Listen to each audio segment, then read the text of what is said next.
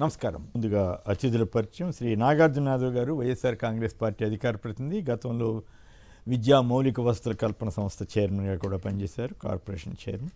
శ్రీ పొనక జనార్దన్ రెడ్డి గారు, ప్రముఖ న్యాయవాది, హైకోర్టు న్యాయవాది. శ్రీ పురుషోత్తం రెడ్డి గారు, రాయలసీమ మేధావుల ఫోరం కన్వీనర్, ప్రముఖ విశ్లేషకులు.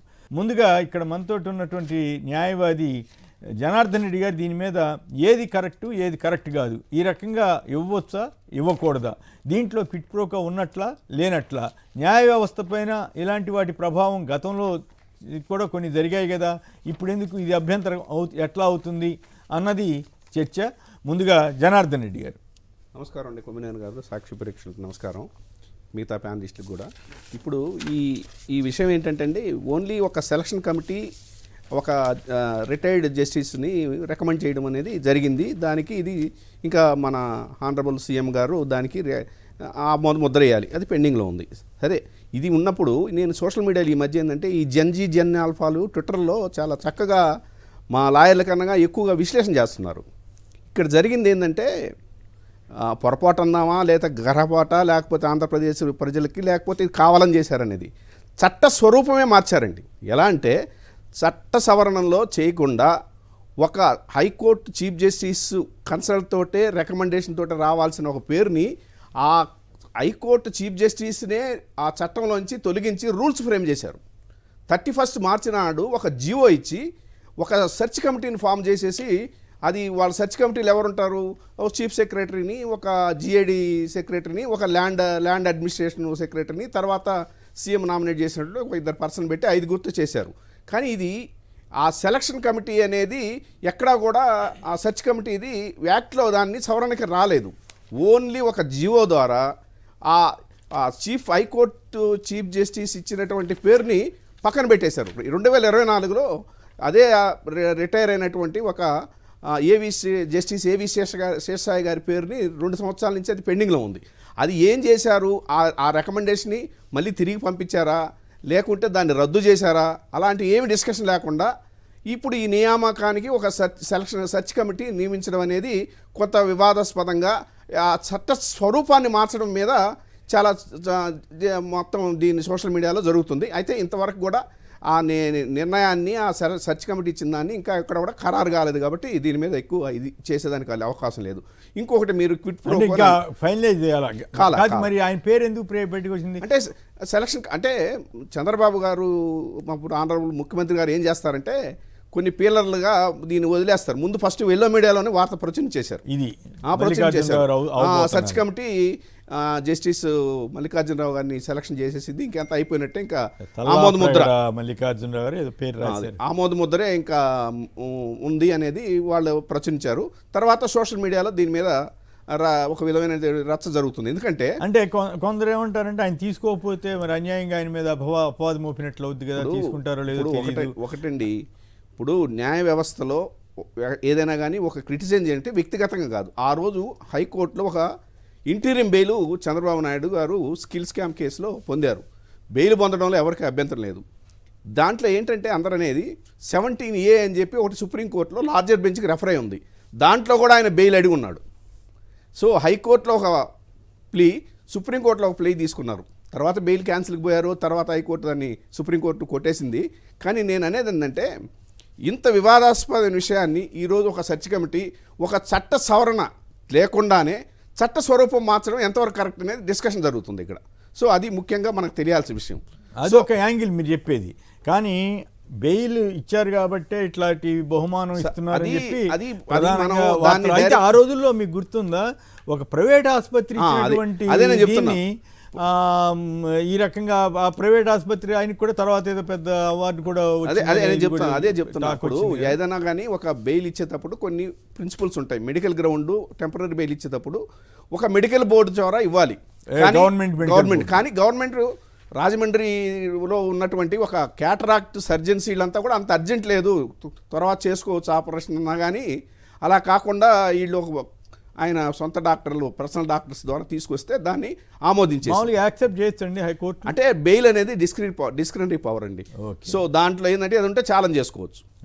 అట్లా కాదు, ఇప్పుడు ఆయనకి అవకాశం ఇచ్చినప్పుడు మిగతా వాళ్ళకి కూడా ఇవ్వాల్సి వస్తుంది కదా. అంటే పర్సనల్ గా మా డాక్టర్ ఆయన చూస్తున్నాడని నేను అడుగుతాను, నాకు కూడా మా బుట్ట వాళ్ళకి కూడా ఎవరికైనా సరే ఇవ్వచ్చు కదా, నాకు డౌట్. ఆడ జరిగే వాదనలు ఎట్టుంటాయంటే ఒక విధమైనటువంటి ఒక సానుభూతి, ఒక ఏజ్ ఫ్యాక్టర్ ఇవన్నీ తీసుకొచ్చినప్పుడు ఏంటంటే ఇప్పుడు బెయిల్ అనేది రైట్, డైరెక్ట్ గా ఆ గ్రౌండ్ మీద ఏమండి తప్పు లేదు, కానీ ప్రైవేట్ ఆసుపత్రి ఇచ్చే దాని మీద జైలు అనేది ఎక్సెప్షన్ సార్. జైలు అనేది ఎక్సెప్షన్. బెయిల్ అనేది ఇప్పుడు 53 రోజులు ఉన్నాడా, 10 రోజులు ఉన్నాడా, వారం ఉన్నారా, ఈ కాదు సమస్య అక్కడ. బెయిల్ ఇవ్వటాన్ని ఎవరు తప్పు పట్టట్లా, కానీ గ్రౌండ్స్ అంటే అది మీరు ఛాలెంజ్ చేసుకోవాలి. ఓకే, మీకున్న రైట్ ఏంది, అప్పీలు పోవచ్చు, ఛాలెంజ్ చేసుకో సుప్రీంకోర్టులో. సో అది జరిగింది, అయిపోయింది ఆ విషయంలో. కానీ ఇక్కడ ఏంటంటే వివాదాస్పదం ఏంటంటే ఆ చట్ట సవరణ లేకుండా ఒక హైకోర్టు చీఫ్ జస్టిస్ని తొలగించి ఇవ్వడం అనేది ఇక్కడ బేసిక్గా ఎందుకు తొలగించారు అంటే ఆవిడ ఆల్రెడీ ఒక రికమెండేషన్ వెళ్ళింది కాబట్టి 2 సంవత్సరాలు ఖాళీగా పెట్టారు సార్ ఆ పోస్టు. ఓకే, సో ఇవన్నీ కూడా డిస్కషన్కి వస్తున్నాయి. దీనికి ప్రభుత్వం వివరణ ఇవ్వాలి, లేదా గౌరవ జస్టిస్ గారు ఎందుకు ఇంత వివాదంలో నేను రావడం అని ఆయన తప్పుకోవాలి. ఈ 2 విషయాలే ఈరోజు ముఖ్యంగా మనం చెప్పుకోవాల్సింది. తీసుకుంటే తప్పేముంది, తప్పే లేదు. నేను అంటే ఇప్పుడు దీన్ని చాలా మంది అంటే అప్పట్లో చాలా విమర్శలు కూడా వచ్చినాయి.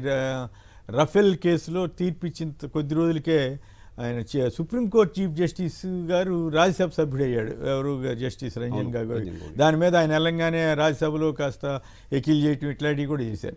ఆ చీఫ్ జస్టిస్ చేసినప్పుడు మామూలు జడ్జి గారు ఎందుకు చేయకూడదు సార్, ఎందుకు తీసుకోకూడదు పదవి? నేను ఎందుకు తీసుకోకూడదు అనేది అది తప్పు పట్టలేదు, అది పవర్ ఉంది, దానికి చేయొచ్చు. కానీ ఇక్కడ చట్ట సవరణ జరగకుండా ఒక జీవో ద్వారా రూల్స్ ఫ్రేమ్ చేసి ఇవ్వడం అనేది ఇక్కడ ముఖ్యంగా చర్చకు వచ్చిన విషయం. ఇంకోటి ఏంటంటే ఇది ఆయన ఎందుకు ధైర్యం చేశాడు గౌరవ ముఖ్యమంత్రి గారంటే, చీఫ్ ఎలక్షన్ కమిషన్కి కూడా చీఫ్ జస్టిస్ ఆఫ్ ఇండియా రికమెండేషన్ని ఆయన ప్యానల్ నుంచి ఆయన కూడా తొలగించి చట్ట సవరణ చేశారు ధైర్యంగా. కానీ ఇక్కడ అలా జరగలేదు. ఒక జియో ద్వారా వాళ్ళు పెట్టడం అనేది ఇక్కడ ఆసక్తికరంగా ఉంది. మరి ఇది కిట్ ప్రో అనే దాని మీద ఇప్పుడు తీవ్రంగా విమర్శించారు. ఒక అడ్వకేట్ గా, ఒక ఆఫీసర్ ఆఫ్ కోర్టుగా నేను అలా డైరెక్ట్ గా చెప్పలేను, కానీ మీరు ఆయనలే చెబుతున్నారు కదా. అదే చెప్తున్నా సార్, నేను అలా చెప్పలేను. కారణం ఏంటంటే మనకు కావాల్సింది ఏంటంటే అక్కడ ఒక ఆధారాలు కావాలి, దానికి తగ్గ ఇది కావాలి. ఆయన ఇచ్చింది బెయిల్ ఈజ్ ఎ రైట్. అవును. సో దాన్ని నేను అంగీకరించను క్విట్ ప్రోకో కింద. కానీ ఒకటి మాత్రం వాస్తవం, ఈ చట్ట సవరణ జరిగిందా, చట్ట సవరణ ఎందుకు చేయలేదు, అదే సెంట్రల్ గవర్నమెంట్ చీఫ్ ఎలక్షన్ కమిషన్ని నియమించేదానికి ఒక చట్టాన్ని సవరణ చేసి చీఫ్ జస్టిస్ ఆఫ్ ఇండియాని తీసేశారు అక్కడ. అవును. సో అలాంటిది ఎందుకు చేయకూడదు, వీళ్ళు చేసి ఉండొచ్చు. అంటే మీరు టెక్నికల్ గానే మాట్లాడుతున్నారు, కానీ నైతికంగా కరెక్టా కాదా అన్న యాంగిల్లో అది మన గౌరవ ముఖ్యమంత్రి గారికి వదిలేద్దాం సార్. అదేంటి అంటే ఆ ఇద్దరికి వదిలేద్దాం. అది ఎందుకంటే భయమని కాదు, చట్టంలో ఉన్న పాయింట్లో నేను అట్ట క్విట్ ప్రోకో అని చేశారని నేను అనడం కరెక్ట్ కాదు. శ్రావణ్ గారు వాళ్ళు ఇదే, ఆయన ఒక రాజకీయ పార్టీకి అధ్యక్షుడు కాబట్టి ఆయన మాట్లాడొచ్చు నిజంగా. కానీ నేను యాజ్ ఎ కోర్ట్ ఆఫీసర్గా నేను ఐ కాంట్ అలాంటివి నేను చెప్పలేను, ఎందుకంటే చెప్పకూడదు కూడా. ఎందుకంటే అది ఒక జరిగిన లోపం నేను టెక్నికల్గా లీగల్గా చెప్పగలను, కానీ దీని మీద ఒక అపవాదం ఇంకా కన్ఫర్మ్ కాలేదు. అదే చెప్తున్నాను, ఇంకా టైం ఉంది కాబట్టి ఇద్దరులో ఎవరు సవరించుకున్నా కానీ అది న్యాయబద్ధంగా ఉంటుంది. కానీ నేను అనుకోవడం, మీరేం సలహా ఇస్తారు, తీసుకోమని చెబుతారా? తీసుకోలేదండి, వద్దు. ఎందుకంటే చట్ట సవరణ చేయకుండా జీవో ద్వారా ఒక చీఫ్ జస్టిస్ ఆఫ్ హైకోర్టు ఇచ్చినటువంటి దాన్ని పక్కన పడేయడం, ఇంకొక అదే ఇప్పుడు ఎవరైనా ఉండొచ్చు దాంట్లో రిటైర్డ్, అది జరిగింది. ఇంకొక విషయం ఏంటంటే దీంట్లో లోకాయుక్తలో కర్ణాటకలో చీఫ్ మినిస్టర్ కూడా ఆ పరిధిలోకి వస్తాడు, కానీ ఆంధ్రలో రాడు. అక్కడ హెడ్గే అనుకుంటా రాజీనామా చేశారు ఒకసారి. యడ్యూరప్ప గారు రాజీనామా చేశారు. సో దాంట్లో ఏంటంటే వాళ్ళు ఇది ఓన్లీ రికమెండేషన్ బాడీ అండి లోకాయుక్త. అక్కడ ఏంది ఎన్ఫోర్స్మెంట్, సంబంధించి మాత్రమే. వాళ్ళకి ఒక పోలీస్ స్టేషనే ఉంది అక్కడ. వాళ్ళు ఎవరినైనా రిమూవ్ చేయొచ్చు. అలాంటి అధికారాలతో ఉన్న సంస్థ పెద్ద. అలాంటి సంస్థను తీసుకొస్తే చంద్రబాబు నాయుడు గారిని గౌరవ ముఖ్యమంత్రి గారిని అందరూ పొగుడతారు. అట్లాంటి తీసుకురావాలి సవరణ చేసి. కాదు పొగుడతారండి, సీఎం మీద కంప్లైంట్ పెట్టి ఆయన భలే వాళ్ళే, ఆయన కేసులో ఆయనే విత్డ్రా చేయించుకుంటా ఉంటే ఆయన కొత్త సంక్షోభంలో తీసుకెళ్ళమంటారు. ఆయన ఎందుకు వెళ్తాడు? ఆయన తెలియదు కదా. పురుషోత్తమ్ రెడ్డి గారు ఏమంటారు? పురుషోత్తమ్ రెడ్డి గారు 1-2 పాయింట్లు ఇక్కడ. ఒకటి టెక్నికల్ గా తప్పు జరిగింది అనేది ఒకటి, ఏది చట్టం చేయకుండా జీవో ద్వారా సీజేని తప్పించి రూల్స్ మార్చి చేశారు. రెండు క్విట్ ప్రో అవుతుందా అవదా, క్విట్ ప్రో కాకపోవచ్చేమో అనేది వీరి అభిప్రాయం. కానీ కొంతమంది లాయర్లు ఓపెన్గానే క్విట్ ప్రోకో అంటున్నారు, బెయిల్ ఇచ్చారు కాబట్టి ఇట్లా వచ్చిందని. ఆ బెయిల్ ఇచ్చిన తీరు మీద కొన్ని అభ్యంతరాలు ఉన్నాయి. సో ఓవరాల్గా దీని మీద మీ విశ్లేషణ ఏమిటి? నమస్కారం. నేను నైతిక విలువలే మాట్లాడతాను. లీగల్ పొజిషన్ వారు చెప్పారు. అంటే ఈ మధ్యకాలంలో వారి పేరు మర్చిపోయాను, సుప్రీంకోర్టు ప్రజెంట్ జడ్జి గారు జడ్జీల నియామకం పైన, కొలీజియం పైన కొన్ని కామెంట్లు చేశారు. అకౌంటబిలిటీ ఉండాలి, కొద్ది రోజుల క్రితం అకౌంటబిలిటీ ఉండాలి, పారామీటర్స్ ఉండాలి, తమ జడ్జీలు ఎలా నియమిస్తున్నారో తెలుసుకునే హక్కు ప్రజలకు ఉండాలి అంటాడు గుయాన్ గారు. బుయాన్ దాని అర్థం ఏంటి? మా జడ్జి ఎలా ఉండాలో, ఎలాంటి వాళ్ళు ఉండాలో, ఎలా నియమించాలో తెలుసుకునే హక్కు పౌరుడికి ఉండాలి, అకౌంటబిలిటీ ఆడ కనపట్లేదు అని ప్రజెంట్ సిట్టింగ్ జడ్జి అడిగారు. అంటే అది లేదనే కదా ఆయన మాట అనేది. ఇది ఒక ఇంపార్టెంట్ అంశం. అంటే ప్రజలకు కూడా న్యాయమూర్తులు ఎలా ఉండాలి, ఎలా నియమించాలనే విషయంలో హక్కు ఉంటుంది అన్నారు. ఇప్పుడు వారికి లాయర్కి తెలుసు. బేసిక్గా కొమ్మినేని గారు జడ్జిమెంట్లు వాయిదాలేసి ఇస్తారు. వాళ్ళకేం అవగాహన లేకుండా కాదు. అంటే ప్రతివాదులకు కానీ చూసే జనానికి కానీ వీళ్ళు సీరియస్గా స్టడీ చేస్తారనే విషయం కూడా వెళ్ళాలి మెసేజ్. రాజశేఖర రెడ్డి గారు ఎప్పుడు చెప్తారు, ఎలా పరిపాలిస్తాం అనేది కాదు, ఎలా జనం కూడా ఎట్లా అనుకుంటున్నారు ఇది ఇంపార్టెంట్, పరిపాలించే పాలసీలు. కాబట్టి ఈ విషయంలో వారు జడ్జిమెంట్ వాళ్ళ విశేషణ అధికారం, స్కిల్ డెవలప్మెంట్ కేసులో యాజ్ పర్ రూల్ ప్రకారం వాళ్ళు ఇచ్చుండొచ్చు, దాన్ని ఎవరు ప్రశ్నించట్లేదు. ఆ కేసులో ఉన్న వాళ్ళని ఇవ్వడం ద్వారా ఒక ప్రజలకు ఒక అనుమానం వస్తుంది కదా, ఇది అభ్యంతరకరం. సమాజంలో నైతిక విలువలు, ఆయన మంచివాడే ఉండొచ్చు, ఆయన స్థాయిని ఉండొచ్చు, కానీ డౌట్ ఆయన ఇచ్చిన తీర్పుని ప్రశ్నించట్లేదు. ఆయన తీర్పుని ఆ రోజుల్లో ప్రశ్నించారు. హైకోర్టుకి వెళ్తాం, దీన్ని ఎట్లా హైకోర్టుకి వెళ్తాం, అనేది ఒక ప్రశ్న. హైకోర్టుకి వెళ్తాం. తీర్పుని ఆపాదించకూడదు, దురుద్దేశాలు ఆపాదించకూడదు, తీర్పుని ప్రశ్నించకూడదు అని ఎక్కడ లేదు. తీర్పుని ప్రశ్నిస్తే మనం సవాల్ చేస్తున్నామంటే ప్రశ్నించినట్టే కదా, హైకోర్టుకి వెళ్తున్నామంటే సవాల్ చేసినట్టే కదా. ఇప్పుడు కాబట్టి నా పాయింట్ ఆఫ్ వ్యూ ఏంటంటే ప్రజలకు ఒక రైట్ సిగ్నల్ ఇవ్వాలి, నైతిక విలువలు ఉండాలి. నైతిక విలువలు అంటే నియమించిన ఆయన స్థాయి తక్కువ అని కాదు, నియమించిన వాళ్ళ స్థాయి తక్కువ అని కాదు, నియమించబడిన వ్యక్తి స్థాయి తక్కువ అని కాదు. ప్రజలు అట్లాంటి కేసుల్లో ఇచ్చిన వాళ్ళని పెట్టుకోవడాన్ని ఎట్లా తీసుకుంటారు? ఒక రాంగ్ మెసేజ్ వెళ్తే వ్యవస్థల పైన ఇట్లా ఉంటుందనే మెసేజ్ వెళ్తే నమ్మకం కోల్పోవడం కరెక్ట్గా. అంటే ఇక్కడ నాకు ప్రశ్న ఏంటంటే, రఫేల్ కేసులో చీఫ్ జస్టిస్కి తీర్పు ఇచ్చిన కొన్నాళ్ళ తర్వాత రాజ్యసభలో కాంగ్రెస్ వాళ్ళంతా కాస్త ఎందుకు ఇప్పుడు నిన్న మాట్లాడిన జడ్జి గారు ప్రశ్నించారు, ఆ రాజ్యసభ సీట్ ఇవ్వడాన్ని ఆయన కూడా ప్రశ్నించాడు. ఎక్కడ ఈ మధ్యకాలం ప్రశ్నించాడు ఒక సమావేశంలో. అంటే ఇది కరెక్ట్ కాదా, జస్టిస్ దీన్ని కూడా ప్రస్తావించాడు. అంటే అకౌంటబిలిటీ ఉండాలి, ప్రజలు నమ్మాలి మనం కరెక్ట్గా ఉన్నామని అనేది చాలా పర్ఫెక్ట్లీ కరెక్ట్. తీసుకుంటారా తీసుకోరా, టెక్నికల్గా ఏమవుతుంది, కిట్ ప్రోక్ అవుతుంది ఏమని కాదు. ఈ సిస్టంలో ఈ విలువలు పాటించకపోతే నియమించిన వాళ్ళకి గౌరవం ఉండదు, నియమించబడిన వాళ్ళకి గౌరవం ఉండదు, చూసే సమాజం ఒకసారి ఇట్లే ఉంటారు వాళ్ళు అని అనుకుంటే ఆడికి అయిపోయింది కదా. ఇప్పుడు చాలామంది, ఇప్పుడు మేము అనలిస్టులుగా ఉంటాం, ప్రభుత్వాన్ని విమర్శిస్తే మాకు ఆపాదించట్లేదా? మీకు మాత్రం స్వేచ్ఛ ఉండొచ్చా? కామెంట్లు పెడతాం అంటే మీకు స్వేచ్ఛ ఉండొచ్చు. అనలిస్ట్కి విమర్శించే హక్కు ఉంటుంది. ఎవరిని ఇప్పుడు ప్రజలకి నువ్వు అనలిస్ట్గా చెప్పుకున్న తర్వాత పద్ధతిగా మాట్లాడాలని మమ్మల్ని అడుగుతున్నారు కదా, జర్నలిస్ట్గా మిమ్మల్ని అడుగుతున్నారు కదా, అది వ్యవస్థలకు ఉండదా? కాబట్టి అందరినీ ప్రశ్నించే అధికారం అవకాశం ఉంటుంది. కాబట్టి ఈ విషయంలో ఏం చేస్తారో నాకు తెలియదు, కానీ రైట్ సిగ్నల్ అయితే సమాజానికి వెళ్ళలేదని మాత్రం చెప్పగలను. మీరేం సలహా ఇస్తారు? సలహా తీసుకునే పరిస్థితులు ఇద్దరు లేరు కదా. కాబట్టి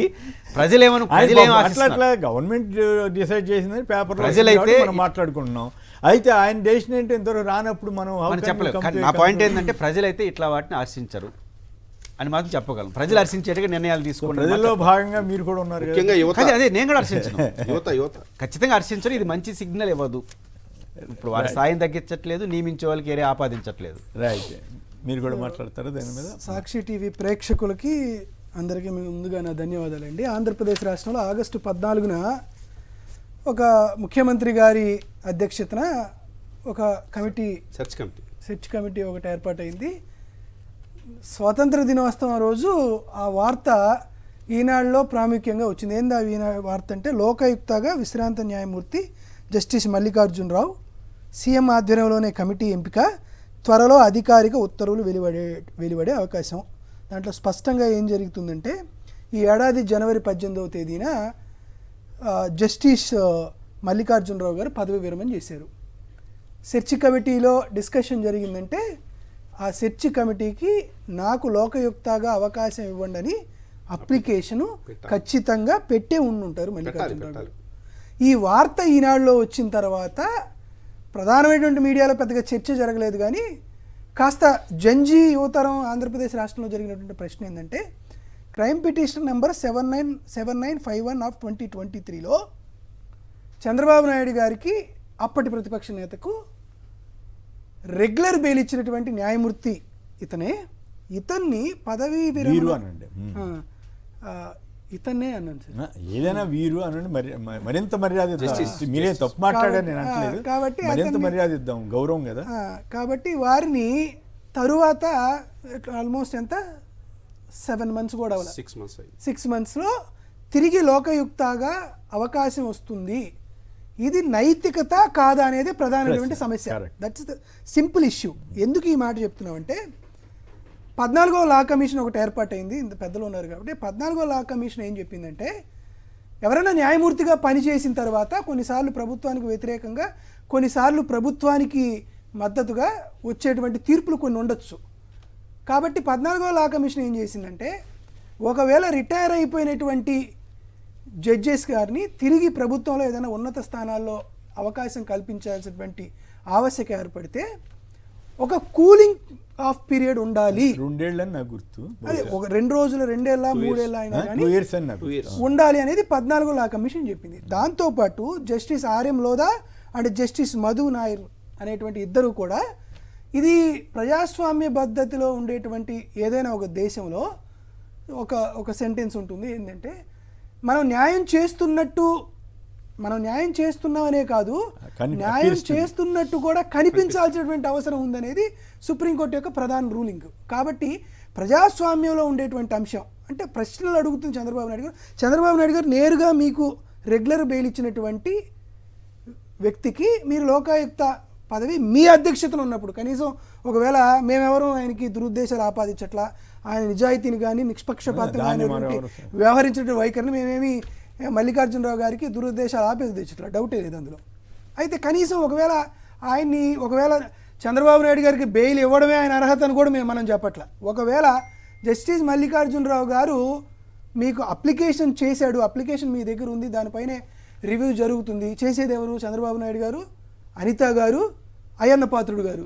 సరే కొయ్య మోషన్ రాజు గారు ఉన్నా ఆయనకి పాపం ఈ మధ్యకాలంలో ఆయన చాలాసార్లు కంప్లైంట్ ఇచ్చారు, నన్ను ఎవరు పట్టించుకోవట్లేదు అనేది పెట్టినా కనీసం చంద్రబాబు నాయుడు గారైనా సరే అటెండ్ అవ్వకుండా ఉండాల్సింది. అటెండ్ అవ్వకుండా ఉండి ఆ కమిటీలో ఆయన అధ్యక్షత నుంచి పక్కకు తప్పుకొని మరి అనిత గారికి ఇవ్వాల్సింది. మరి అనిత గారు ఉండాల్సి వచ్చిద్దనే ఉద్దేశంతో మరి ఆ అవకాశాన్ని అనిత గారికి ఇవ్వలేదేమో కానీ. కాబట్టి ఒక నైతికత అయితే లేదు అనేటువంటి ప్రశ్న మనకు కనపడుతుంది. కాబట్టి ఖచ్చితంగా దీనిపైన జస్టిస్ మల్లికార్జునరావు గారు కానీ చంద్రబాబు నాయుడు గారు కానీ ప్రజాస్వామ్య పద్ధతిలో స్పందిస్తే దాని వారికి కాదు. నా ప్రశ్న ఏమంటే ఆల్రెడీ ఇట్లాంటి సంప్రదాయం ఉంది కదా, జస్టిస్ రంజన్ గగోయ్ గారు వెంటనే రాజ్యసభ సభ్యుడు అయ్యారు కదా, అలాంటప్పుడు ఈయనకి ఇస్తే తప్పే ఉంది. నేను చెప్తున్నాను సార్, ఆయన ఆ వ్యక్తికైనా ఈ వ్యక్తికైనా rule is rule applicable for all. అయితే చీఫ్ జస్టిస్ కే బీజేపీ ఆధ్వర్యంలోని ప్రభుత్వం ఎన్డీఏ కూటమి ఇచ్చిన అయితే ఇక్కడ ఇది రూల్ ప్రకారం ఉండేది కాదు సార్. నైతికత అనేటువంటి అంశానికి రూల్ ఉండదు. దాని కూడా ఎవరు సమర్థించలేదు కదా, సుప్రీంకోర్టు సమర్థించలేదు. చీఫ్ జస్టిస్ ఆఫ్ ఏపీ ఇచ్చినటువంటి రికమెండేషన్ ఏమైంది అనేది ఇది కీలకమైన పాయింట్. 2 ఏళ్ళు దాన్ని వేకెంట్ గా పెట్టి కోసమే పెట్టారా పేర్లు రాయలేదు. మీరు చెప్తున్నారు జస్టిస్ ఏబీ శేషాయ్ గారు, ఎందుకు మాకు తెలుసు హైకోర్టులో శేషాయ్ గారి పేరు పంపించారు, మరి ఆయన ఎందుకు ఇవ్వలేదు? ఆయన కాంట్రవర్షియల్ కాదు కదా సార్. ఒక హైకోర్టు జడ్జి అయినప్పుడు దానికి మనం కాంట్రవర్షియల్ ఆపాదించడం కరెక్ట్ కాదు. 2 ఏళ్ళు ఆయన్ని ఇచ్చినట్టుగా ఒక రికమెండేషన్ వస్తే అసలు ఇప్పుడు ఆ చీఫ్ జస్టిస్ ఏపీనే యాక్ట్లో సవరణ చేయకుండా రూల్స్లో సెలక్షన్ కమిటీని పెట్టేసి నేరుగా ముఖ్యమంత్రి గారు చేసేయచ్చు అని చెప్పి రూల్స్ ఫ్రేమ్ చేస్తే ఇంకా దాన్ని మనం ఏమనాలి? దీనివల్ల చంద్రబాబు గారికి ఏమి డ్యామేజ్ అవ్వదంటే నైతిక ప్రశ్న వస్తుంది కదా. సమస్య ప్రజలు ఇప్పుడు నాగార్జున గారు చెప్పినట్టు న్యాయం చెప్తున్నాం అని కాదు, న్యాయం చెప్తున్నట్టుగా ప్రజలు అనుకోవాలి. మేము అనుకోకుండా చేస్తామని అనుకోండి, జనం కూడా అనుకుంటారు. జనానికి ఇంకో మార్గం ఉంది. ఏం జనం జరిగినట్టు చూస్తా ఎందుకు చూడరు, వాళ్ళకి సమయం వచ్చినప్పుడు కొట్టేస్తారు. ఓకే, ఎన్నిసార్లు కొట్టలేదు అట్లా. రైట్. మరో అంశంలోకి వెళ్దాం. టెట్ సంబంధించి ఉపాధ్యాయుల మినహాయింపు కోసం వెళ్తే టెట్ మినహాయింపు కోసం వెళ్తే ఉపాధ్యాయులను సస్పెండ్ చేశారు నలుగురిని. వాళ్ళందరి పేర్లు కూడా ఉన్నాయి, ఆల్రెడీ వచ్చినాయి టీవీలో. కానీ సికే వెంకటనాథ్ రెడ్డి, ఎస్ అమర్నాథ్, ఎన్ సంగమేశ్వర్, తర్వాత ఇట్లా నలుగురిని సస్పెండ్ చేశారు. మరోవైపు డిఎస్సి డైవర్షన్ కోసమే అభూత కల్పనలతో గ్రూప్ 1పై అనవసర రాద్ధాంతం, మెగా గర్జన, పోటీగా ర్యాలీలు నిర్వహిస్తున్నారు. ఇప్పుడు ఎక్కడ డిఎస్సి ర్యాలీలు నిర్వహిస్తేనేమో శాంతి భద్రతలు, దాడులు ఇవన్నీ జరుగుతుంది. మరి వీళ్ళు ఎట్లా అసలు మొత్తం విజయవాడ నగరంలో నిన్న ట్రాఫిక్ జామ్ అవ్వాలా, ఏం జరగలేదా? ఏం నాగార్జున మీరు చెప్పండి, దీని మీద మీ విశ్లేషణ చెప్పండి. మీకు ఈ విషయాల మీద అవగాహన ఎక్కువ ఉంది. డిఎస్సికి సంబంధించి డిఎస్సిలో మేము డిఎస్సి రిక్రూట్మెంట్ జరిగింది. సరే, మేము అనుకున్న మౌలిక ప్రశ్నలు 16,000 మందికి పోస్టింగ్లు వచ్చినాయి అని చెప్పారు. జగన్మోహన్ రెడ్డి గారు అంతకుముందు 12,000 మందికి సంబంధించినటువంటి నోటిఫికేషన్ ఇచ్చారు. ఆ నోటిఫికేషన్నే కొనసాగించవచ్చు. అయితే ఆ నోటిఫికేషన్ రద్దు చేసి 6,000 అనుకుంటా కదా, 12,000. సో దాన్ని కొత్త నోటిఫికేషన్ ఇచ్చారు. 16,000 మంది నోటిఫికేషన్. సంతోషం, వైఎస్ఆర్ కాంగ్రెస్ పార్టీ ఒక 4,000 పెంచారు కదా అని యాక్సెప్ట్ చేసాం. అయితే జగన్మోహన్ రెడ్డి గారికి ఇచ్చినటువంటి నోటిఫికేషన్ నుండి చంద్రబాబు నాయుడు గారు, నారా లోకేష్ గారు ఇచ్చినటువంటి నోటిఫికేషన్లో కొన్ని మార్పులు జరిగినాయి. మార్పులు ఏంటి? ఒకటి, స్పోర్ట్స్ కోటా 2% నుంచి 3%కి వెళ్ళారు. 2, ఈ ఎగ్జామ్లో ఎవరికైతే ఉద్యోగం రావాలనుకున్నారో ఖచ్చితంగా టెట్ పాస్ అవ్వాలనేది జగన్మోహన్ రెడ్డి గారి హయాంలో ఉన్నటువంటి నిబంధన. ఈ నిబంధనను ఎత్తేసారు. దాంతోపాటు స్పోర్ట్స్ కోటాలో కొత్త పేర్లన్నీ వచ్చినాయి. దాంతోపాటు మేము అడిగినటువంటి ప్రధానమైనటువంటి ప్రశ్న ఏంటంటే చంద్రబాబు నాయుడు గారిని, అయ్యా వీటన్నిటి రకాలైనటువంటి అంశాల్లో మేము అడిగింది ఏంది? మొత్తం 16,000 మంది ఉద్యోగస్తులను ఒక ఘాటిని కట్టేట్లు మేము. అందులో నీతిగా, నిజాయితీగా, నిష్పక్షపాతంగా వచ్చిన వాళ్ళు, చదువుకొని కష్టపడి పాస్ అయిన వాళ్ళు ఉన్నారు. అందులో మాకేం పెద్ద సమస్య కూడా ఏం లేదు. మాకున్నటువంటి 2 రకాలైనటువంటి అంశాల మీద విచారణ చేయమంటున్నాం, అంతే. విచారణ చేయమంటున్నాం. అయితే ఇప్పుడు దాని అంశానికి మరీ ఎక్కువ అవుతుంది కాబట్టి మెగా గర్జన అని ఎవరైతే ఉద్యోగాలు వచ్చాయో ఆ ఉద్యోగులు వచ్చినటువంటి వారితో ఒక ర్యాలీ నిర్వహించి ప్రభుత్వ ఉపాధ్యాయులతో, ఉద్యోగం పొంది ప్రభుత్వ ఉపాధ్యాయులతో ఇంకా వారికి ఆ కూలింగ్ పీరియడ్ కూడా అవ్వాలి, 2 years 3 years ప్రొబేషన్ కూడా రెక్కలు అవ్వాలా, వారి చేత రాజకీయ ఉపన్యాసాలు చేపిస్తున్నారు. చేయొచ్చు అట్లా. జగన్మోహన్ రెడ్డి గారిని తిట్టించేటువంటి కార్యక్రమం జరుగుతుంది వాళ్ళ చేత. చేయొచ్చు. దాంతోపాటు ఆశ్చర్యం, నేను సిబిఐ ఎంక్వైరీ డిమాండ్ చేశానని చెప్పి వినుకొండ పట్టణంలో, సత్తెనపల్లి పట్టణంలో నా పైన 2 కేసులు పెట్టారు. ఈ మాత్రానికి దానికే మరలే ఏం లేదు. నాతో పాటు ఒక 180 మంది మీద కేసు పెట్టారు సార్. ఆంధ్రప్రదేశ్ రాష్ట్రంలో 175 నియోజకవర్గాల్లో అందరిపైన కేసులు పెట్టారు. ఈరోజు మొన్న ఒకసారి కర్నూలులో జరిగింది, అనంతపూర్లో జరిగింది అనుకుంటా, ఇప్పుడు మళ్ళీ విజయవాడలో జరుగుతుంది. ఇప్పుడు వీరి మీద కేసులు పెడితే వాళ్ళ ప్రొబేషన్కి వచ్చేటువంటి సమస్య ఏంది? ఎవరు పెడతారు కేసులు? ఇప్పుడు ఎవరో ఒకరు పెడితే నేను అంటున్నాను సార్. ఇప్పుడు ఏమంటుంది సార్, వారు వచ్చి సమాధానం చెప్పట్లా. మేము ఎవరినన్నా మేము ప్రశ్నిస్తుంది ఎవరిని? 16,000 మంది ఎవరికో ఉద్యోగాలు వచ్చినాయి, వాళ్ళని ఏం ప్రశ్నించామా? మేము ప్రశ్నించట్లా. నారా లోకేష్ గారి ఆధ్వర్యంలో ఒక 4 విభాగాలు ఉన్నాయి. ఒకటి క్వశ్చన్ పేపర్ తయారు చేస్తుంది, ఒకటి క్వశ్చన్ పేపర్ని అప్లోడ్ చేస్తుంది, ఒకటి క్వశ్చన్ పేపర్ నిర్వహిస్తుంది, ఒకటి పరీక్షా ఫలితాలు ప్రకటిస్తుంది. ఈ 4 విభాగాల మధ్య ఒక సయోధ్యగాన్ని కుదిరి ఉంటే క్వశ్చన్ పేపర్ తయారు చేసి అప్లోడ్ చేసేటువంటి నవీన్ పనిచేస్తున్నటువంటి సంస్థలో అతనికి మొట్టమొదటి ర్యాంక్ ఎలా వచ్చింది? ఇది ప్రైమరీగా అడుగుతున్నట్టు ప్రశ్న. ఎందుకంటే ఇతను ఆల్రెడీ అక్కడ ఉద్యోగం చేస్తున్నాడు, ఆల్రెడీ మాట్లాడేసాను. దీని మీద విచారణ చేస్తున్నప్పుడు వాళ్ళు ముందు తీసుకొచ్చి గ్రూప్ 1లో జరిగిన ఇప్పుడు ఏంది, డిఎస్సి గురించి చర్చ జరుగుతున్నప్పుడు గ్రూప్ 1 అనేటువంటి అంశాన్ని తీసుకొస్తున్నారు సార్. చాలా చాలా టాక్టికల్గా 1 నిమిషం టైం ఇస్తే చెప్పేసేస్తాను, పెద్దగా ఎక్కువ దూరం నన్ను. ఇది ఓఎంఆర్ షీట్, వాళ్ళు చెప్తున్నటువంటి సవరణలు అంటున్నారు కదా, ఇది ఓఎంఆర్ షీట్. ఇది ఓపెన్ ఇది కాన్ఫిడెన్షియల్ కదా, ఓపెన్ స్పెసిమెన్ కాపీ. ఇది ఓఎంఆర్ షీట్. ఈ ఓఎంఆర్ షీట్లో 4 పార్ట్లు ఉంటాయి. మొదటి పార్ట్లో ఎగ్జామ్ రాసినటువంటి వారి సమాచారం వస్తుంది.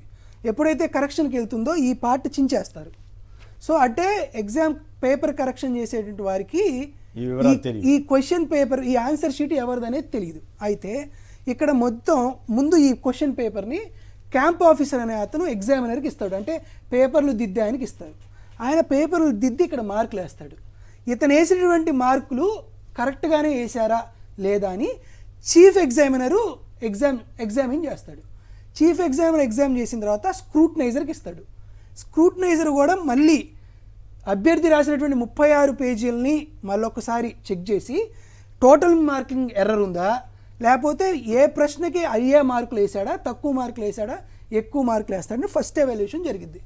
ఇప్పుడు నాకు 75 మార్కులు వచ్చినాయి అనుకోండి, ఈ 75 మార్కులు ఫైనలైజ్ అవ్వదు. సెకండ్ ఎవాల్యుయేషన్కి వెళ్తారు. మళ్ళీ కొత్త ఎగ్జామినరు, మళ్ళీ కొత్త క్యాంప్ ఆఫీసరు, మళ్ళీ కొత్త చీఫ్ ఎగ్జామినరు వస్తాడు. సో ఇక్కడ ముగ్గురు వస్తారు. సో ఇక్కడ నాకు 95 మార్కులు వచ్చినాయి అనుకోండి, అంటే 15% పెరిగింది కదండి. 15% డిఫరెన్స్ వస్తే ఫస్ట్ ఎవాల్యుయేషన్కి సెకండ్ ఎవాల్యుయేషన్కి నాకు థర్డ్ ఎవాల్యుయేషన్కి పంపిస్తారు. ఓకే, తేడా ఎక్కువ ఉంటే 15% కంటే అంటే 15% ఎక్కువ అయిపోయిన తర్వాత ఈ 3 ఎవాల్యుయేషన్ తీసుకొచ్చి దేంట్లో అయితే టాప్ 2 ఉంటాయో ఆ రెండిటి పైన యావరేజ్ మార్కులు ఇస్తారు. అంటే ఇది ఒక సిస్టమ్ ఉంటుంది. అయితే మొత్తం గ్రూప్ 1కి సంబంధించి ఇలాంటి ఓఎంఆర్ షీట్స్ 48,442 ఉన్నాయి. అప్పీర్ అయ్యి వాళ్ళు రాసినటువంటి, అంటే ఒక్కొక్కరు 7 ఎగ్జామ్స్ రాస్తారు, అంటే 7 ఓఎంఆర్ షీట్స్ ఉంటాయి.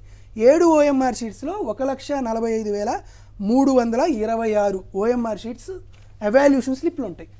ఈ ఎవాల్యూషన్ స్లిప్ని ఒక్కొక్కరు 3 సార్లు ఎవాల్యూట్ చేస్తే ఎవాల్యూషన్కి 5,81,304 సార్లు ఈ ఓఎంఆర్ స్లిప్ని వాళ్ళు ఎవాల్యూట్ చేస్తారు.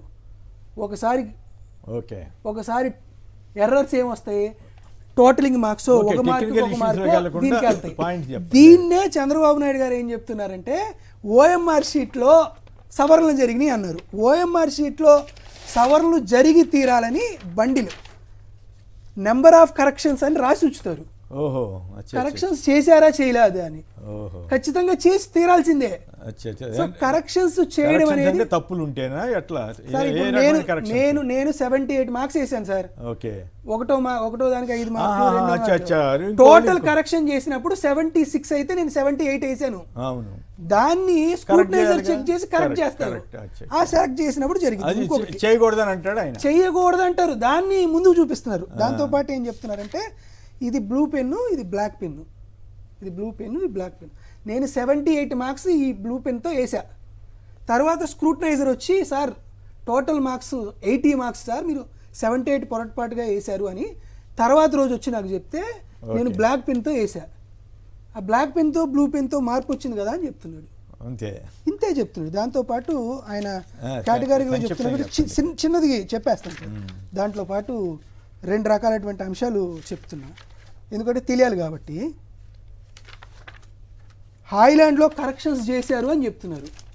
హాయ్లాండ్లో కరెక్షన్ జరగలేదని సిట్ రిపోర్ట్లో 30వ పేజీలో the OMR slips were there after bubbled signed in the relevant columns by the data entry operators and they were furtherly strictly instructed not to open the answer scripts.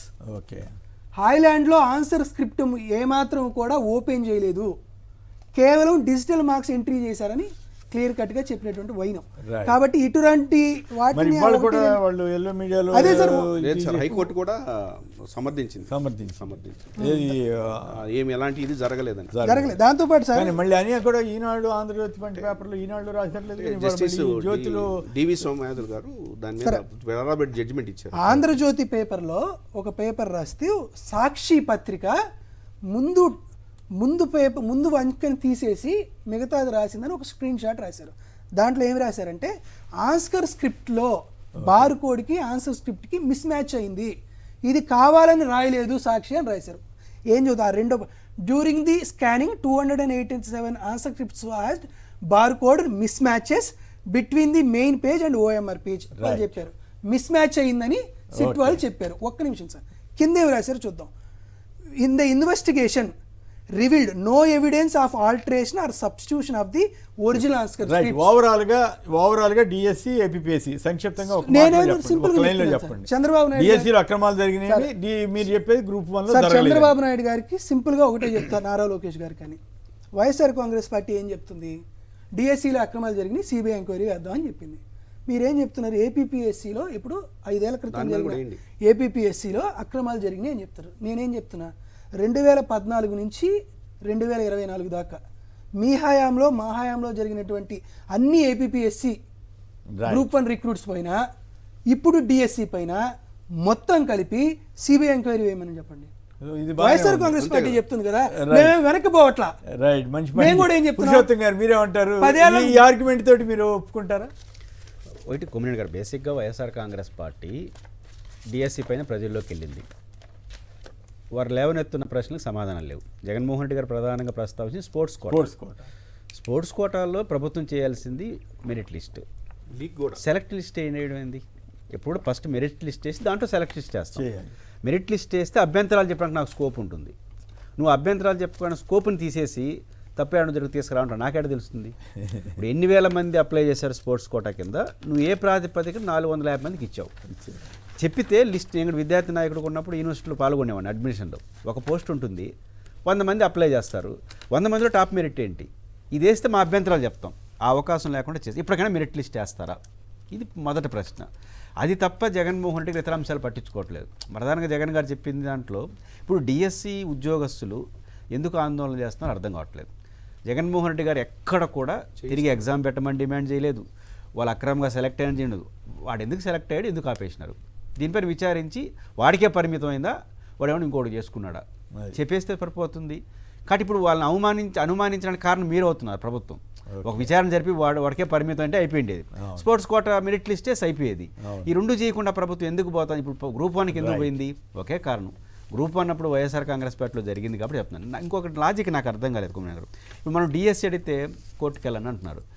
ఆ group 1 కూడా కోర్టుకు వెళ్ళిపోవచ్చు కదా మీ చేత. నా పాయింట్ ఏంటంటే దానికి మాత్రం సిట్ వేసుకుంటారు.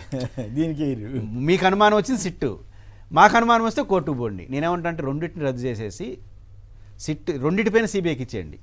జగన్మోహన్ రెడ్డి గారు గ్రూప్ 1కి సిట్టింగ్ సిబిఐకి ఇచ్చేయండి, డిఎస్సి సిబిఐకి ఇచ్చేయండి, వాళ్ళు తేలుస్తారు. రద్దు చేయమని వైసీపీ అడగలేదు. అడగకుండా మీరు ఎందుకు వస్తున్నారు నాకు అర్థం కావట్లేదు. ఓకే, వాళ్ళు రమ్మనొచ్చు, మీరు ఎందుకు పోతున్నారు? రైట్. పురుషోత్తం గారు చెప్పండి, ఎన్నికల్లో డబ్బులు తీసుకోవడం మానేవేమని మహిళలను అడిగితే మహిళలు అవమానిస్తారని వీళ్ళు అన్నారు. అసలు నా ప్రశ్న ఏమంటే, ఎస్ నేను ఇక్కడి నుంచి, సరే గతంలో ఏ ఆరోపణలు ఇవన్నీ వచ్చినా కూడా నేను ఇక్కడి నుంచి ఎలక్షన్లో డబ్బులు ఖర్చు పెట్టను, పొరపాటును కూడా ఓటర్లకు డబ్బులు ఇవ్వనని చెప్పాల్సిన ముఖ్యమంత్రి గారు మీరు తీసుకోవద్దని చెబుతారేంటి? మీకేమనిపించింది అట్లా చెప్పడం? అంటే ఎవరో ఇస్తారు మేము ఇయట్లేదని చెప్పడం కోసం ప్రయత్నించాడు అని. కానీ ఎవరు నమ్ముతారు? అదే మినిమము సమాజం ఎలా ఉంది మన అందరికీ తెలిసిన విషయాన్ని. అంటే చంద్రబాబు గారికి నమ్మకం ఏంటంటే చెప్తా ఉన్నాము ఇన్న కాడికి వింటారు అనేది స్టైల్ అర్థం చేసుకున్నాడు. కాబట్టి డబ్బుల గురించి అంత మాట్లాడినారంటే అన్ని పార్టీలు ఇస్తున్నాయనే విషయం తెలుసు. అందులో మీరు అందరికన్నా బెటర్ పర్సన్ అని కూడా తెలుసు. బెటర్ పర్సన్ అంటే ఎక్కువ ఇస్తారని చెప్పి ఇంకో రకం ఆర్గనైజర్గా ఇచ్చే దాంట్లో మీరు చాలా గొప్పవారని తెలుసు. అలాంటప్పుడు మాట్లాడదలుచుకుంది ఇచ్చే పార్టీ మాట్లాడకూడదు. మీకుండా ఆపేసి ఎవడు తీసుకుంటాడు? మీ పార్టీకి మీరు ఇవ్వకుండా ఆపేస్తే ఎవడు తీసుకుంటాడు? ఒకరిని అడగాలనా? మీరు ఇపోతా ఛాలెంజ్ చేసి చెప్పొచ్చు కదా, ఎస్ నేను ఎవరిని ఇవ్వనివ్వను, అధికారంలో ఉంది ఆయనే కదా, నేను ఇవ్వను ఎవరికి అధికారం. నేను విజయ్ ఎవరికి డబ్బులు పంచలేదు. విజయ్ గారు ఏ రోజు నేను డబ్బు ఇవ్వలేదని చెప్పలేదు సార్, డబ్బు ఇవ్వలేదని ఏ రోజు ఆయన చెప్పలా, ఇవ్వలేదు అంతే. ఇవ్వలేదు, అది గొప్ప విషయం. ఇవ్వనోడు చెప్పడు, గెలిచాడు, పైగా ఇచ్చేవాడే చెప్తాడు. ఇది సమస్య ఏంటంటే విజయ్ ఇవ్వలేదు చెప్పాడా? చెప్పలేదు. మేము డబ్బు ఇవ్వనోడు డబ్బు అని చెప్పడు, డబ్బు ఇచ్చేవాడే ఏదో సర్దుకోవడం కోసం చెప్పే ప్రయత్నంగా నాకు అనిపించదు. రెండోది బీసీకి సంబంధించినంత వరకు జగన్మోహన్ రెడ్డి గారు చేసిన ప్రయోగాలు ఆయన ప్రశ్నించే అర్హత ఉంది ఎవరికైనా? నేను రాయలసీమ నుంచి చెప్తాను. అనంతపురం మీకు తెలుసు, హిందూపురం, కర్నూలు ఎప్పుడు రెడ్లు వర్సెస్ జరిగే నియోజకవర్గంలో 3 బీసీలను పెట్టి ఎంపీని గెలిపించాడు. గ్రేటర్ విశాఖపట్నానికి మేయర్ని చేశాడు, మా తిరుపతికి మేయర్ని చేశాడు. అది జనరల్ నియోజకవర్గాల్లో జనరల్ జగన్మోహన్ రెడ్డి గారు ఒక కన్స్ట్రక్టివ్గా చేశారు. కాబట్టి బీసీలకి ప్రయారిటీ విషయంలో జగన్ గారిని ప్రశ్నించడం లేదా బీసీలకు ప్రాధాన్యత 34% ఇవ్వలేదు, అది రాజ్యాంగ పరంగా కుదరదు కాబట్టి ఆయన నేనంటుంది ఇక్కడ వీళ్ళు ఇస్తామని హామీ ఇచ్చారు కదా. నేనంట పాయింట్ ఏంటంటే మీరు రిజర్వేషన్ గురించి మాట్లాడుతున్నారు. ఏ రిజర్వేషన్ ఉందని 3 ఎంపీలని జనరల్ చోట్ల ఎంపీలు గెలిపించాడు జగన్ గారు.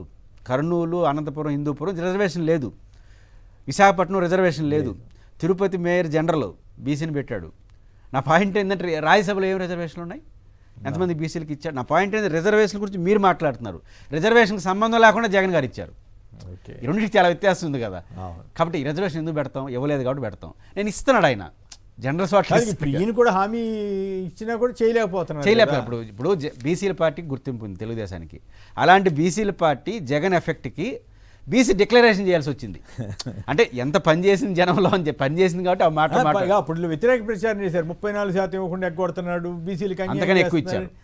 50% 50% ఇచ్చిన సంగతి చెప్పకుండా, పార్టీ పరంగా ఇచ్చింది చెప్పకుండా 34% ఇవ్వలేదు, 50% ఇచ్చాడు. అది నాగార్జున మీరు ఓట్లు డబ్బులు పంచడం అన్నది బీసీ రిజర్వేషన్. డబ్బులు పంచడం ఆంధ్రప్రదేశ్ పంచమని చెప్తే బాగుండేది. సార్, ఆంధ్రప్రదేశ్ రాష్ట్రంలో రాజకీయాల్లో ఓటుకి నోటు ఇచ్చేటువంటి సంప్రదాయాన్ని తీసుకొచ్చింది చంద్రబాబు నాయుడు గారే. ఎవరా నీ వయసు అది కాదుగా, నువ్వే అటు చెప్తున్నావు అనుకోవచ్చు. అయితే ఒక చరిత్ర కొన్ని నిజాలని చంద్రబాబు నాయుడు గారు వియంకుడు దగ్గుపాటి వెంకటేశ్వరరావు గారు తోడలుడు రాసినటువంటి పుస్తకంలో దగ్గుపాటి వెంకటేశ్వరరావు గారు చెప్పారు. నేను చెప్పలేదు, చదివాను కాబట్టి చెప్తున్నా. కాబట్టి మొట్టమొదటిసారి ధర్నాలు చేస్తే బస్సులు ఎట్ట తగలబెట్టాలి, ఎలా తీసుకురావాలి, లేకపోతే మనం చూస్తూనే ఉంటాం ఒక నోటు 5 కోట్ల వ్యవహారం మనకు కూడా గమనిస్తుంది. కాబట్టి చంద్రబాబు నాయుడు గారు ఆ మాటలన్నీ మాట్లాడితే తెలుగుదేశం పార్టీ వాళ్ళు కూడా నవ్వేటువంటి వైఖరి కనపడుతుంది. రెండు కాదుగా, అయిపోయింది, అది అయిపోయింది. ఎస్, ఇక నుంచి నేను ఇవ్వను అని చెప్పుంటే నేను మా పోటాళ్ళలో నేను పురుషోత్తమ రెడ్డి గారు శభాష్ చెప్పండి. మీరు కూడా ఈ మధ్య శభాష్ అనిపించుకోవాలి.